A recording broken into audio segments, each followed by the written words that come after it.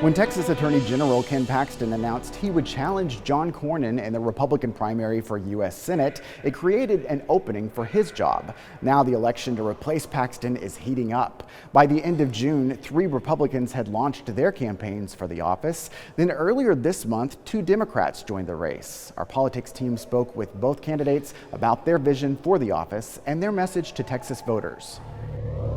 State Senator Nathan Johnson and former Galveston Mayor Joe Jaworski have made it clear they're unhappy with the current state of the Texas Attorney General's office. I think it is obvious that the office has been misused, abused, and not used for the good purposes that it should be devoted to. The Attorney General is simply a consigliere for the Republican re-election machine. Johnson is an attorney who beat a Republican incumbent to earn the position he currently holds in the Texas Senate. He says he wants to align the office's priorities with protecting Texans. You need to be protecting people from crime. That's probably going to mean working with DAs around the state. You need to protect them from market abuse, scams, price gouging, just generally being taken advantage of. And you need to protect people from policy that's being driven by political corruption. Jaworski has more than 3 decades of experience as an attorney and finished second in the Democratic primary for the same position 3 years ago. He said he wants to return the office to a consumer protection agency and help improve voter turnout. There are people who are canceling votes because the signature's not perfect, canceling votes because you can't remember whether you gave your Social Security or your voter ID number. These kind of gamesmanship are depriving people of their voice.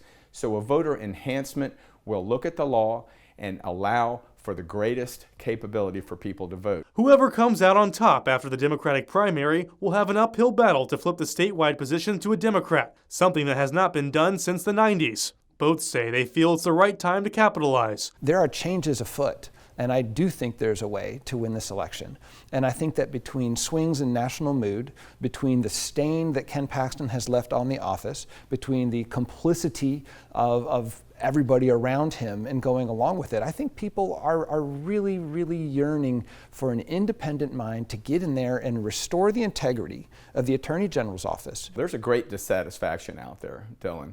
And so what I'd say is, when you look at how many people are dissatisfied and you add to that an equal number, if not a multiple of that number, who simply don't vote, this is an opportunity for Democrats to finally coalesce around a message that is about solving problems rather than simply manufacturing re-election talking points. In Austin, I'm Dylan McKim. You can see more from our interviews with the 2 Democrats running for Attorney General right now on our website.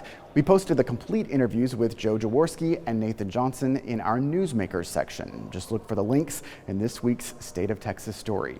Nathan Johnson is not the only state senator in the race. So far, 2 Senate Republicans have launched campaigns for Attorney General as well. Galveston Senator Mays Middleton is the president of an oil company. He pledged to fund his campaign with $10 million of his own money. And Houston Senator Joan Huffman is a former state prosecutor who also served as a district court judge. There is a 3rd Republican in the race. Aaron Reitz is a former aide to Ken Paxton. In June, he left a role serving the U.S. Justice Department to launch his campaign. Thank you again for joining us for this special edition of State of Texas. I'm Josh Hinkle, and we'll be back next week to bring you an in-depth look at Texas politics.